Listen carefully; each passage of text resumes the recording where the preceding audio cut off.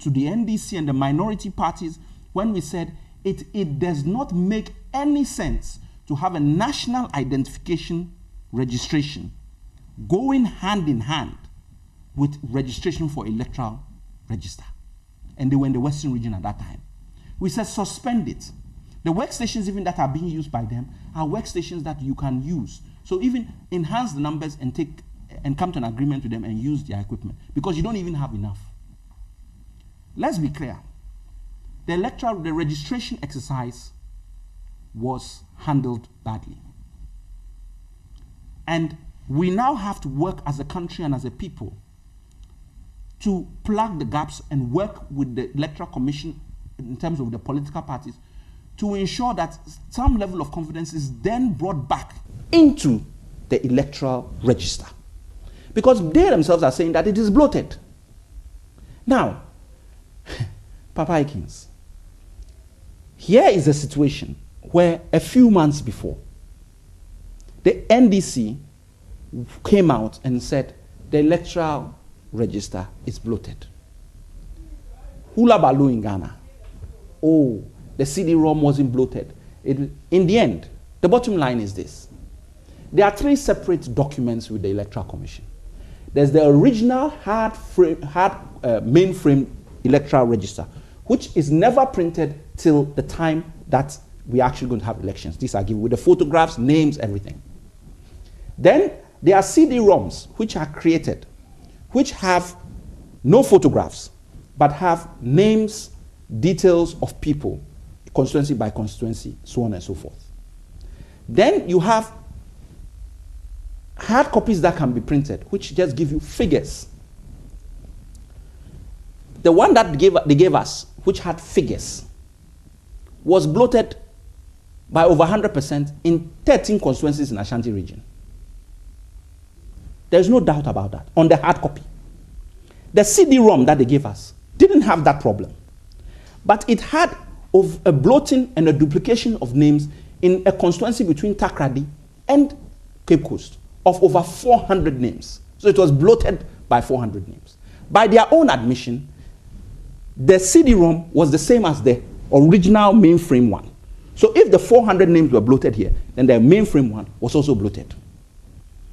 We've been through that. And this was a big issue in Ghana. Now we are being told that because of the registration of minors, it may even come close to 2 million people from an estimate of almost 1.1 million and a highest margin of 1.2 million people. We now have a register that may be, and we are waiting for the final figures, of close to 2 million registered new voters on our register. Now, Dan Latte came up with a very interesting argument at IPAC, which is actually statistically correct. For the population of Ghana of 20 million, with a mortality rate that is in the 50s, you cannot have an electoral population of approximately 30 to 35%. This is statistics. If you have 40%, then you are doing very well. Yet in Ghana, our electoral population with our mortality rate and our population is almost 55% or 50-something% of the electorate, which cannot be right. And based on those even statistics, it cannot therefore be right that there are an extra 2 million people on the register almost come to add. So we know that we have to purge the electoral register. Let me ask you this. So then do you believe that the EC will run a very credible election? It is not just down to the EC. Let me make this very clear. Papa Aikins, it is not just down to the EC. All Ghanaians, predominantly the political parties, all of us have a part to play. But it's unfortunate that we have gotten into a situation where the minority parties had warned the EC about, and they took no heed. Instead, it was all about, the question hasn't been answered. If the EC kept saying that we had enough funds to run our operations, why did they order 2,500 cameras or less for an operation that requires 5,000 registration centers? Nobody has answered this question. Nobody has answered this very important question from the Electoral Commission. Because it's a crucial election, and there are some mistakes which can come to haunt us later. You put that aside. I personally think that the political parties and the EC have to work in tandem. We all have to do our part to ensure that whatever we can do to purge or clean this register is done in terms of duplication of names, in terms of people who have left. You can do that with people who are duplicated on the register. But say you've allowed a minor to register who has given false details or whatever. How do you know? Are you going to just look at the photograph and say this person is not of age? There's nothing you can do. Do you believe that both parties are not corporates to this? No, I think that all the parties are not corporates. No, look, when what you found was that allegations were made and then counter allegations, issues were raised. The important thing is this: people should not point fingers at the NDC. I'm standing from that point of view because we told them in advance this is going to happen.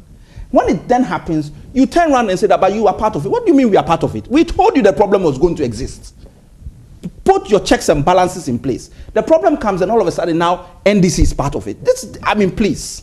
We cannot accept that type of another interesting issue. Area that Papa Aikins, before you move on, the EC, there's a very important aspect which must be said. You know, the reason why a bloated register creates problems has to do with changing or stuffing ballot boxes with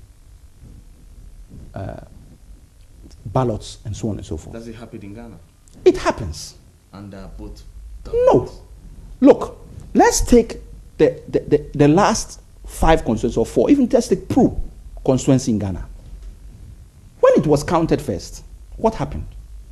MPP won by 3,000 votes.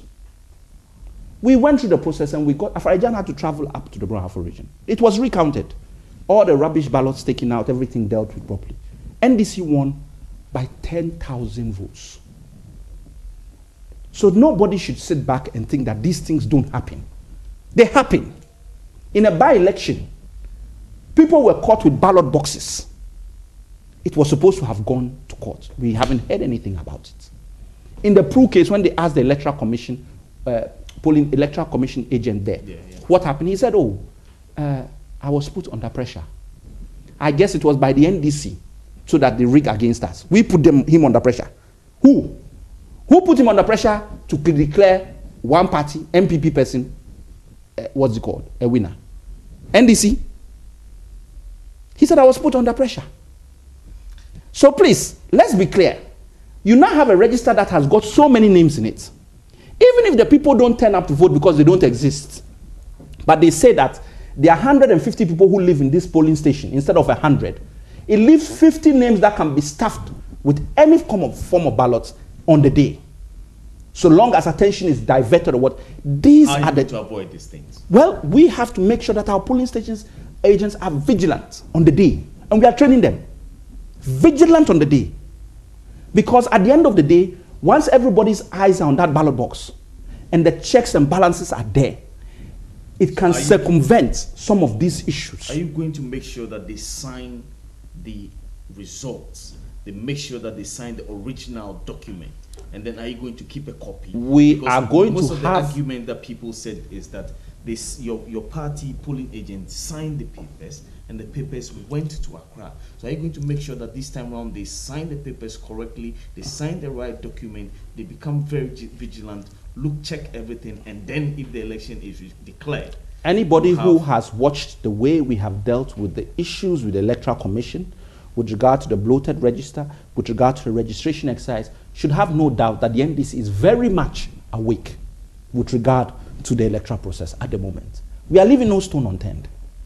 We are going to be tooth and nail on every aspect of this electioneering process.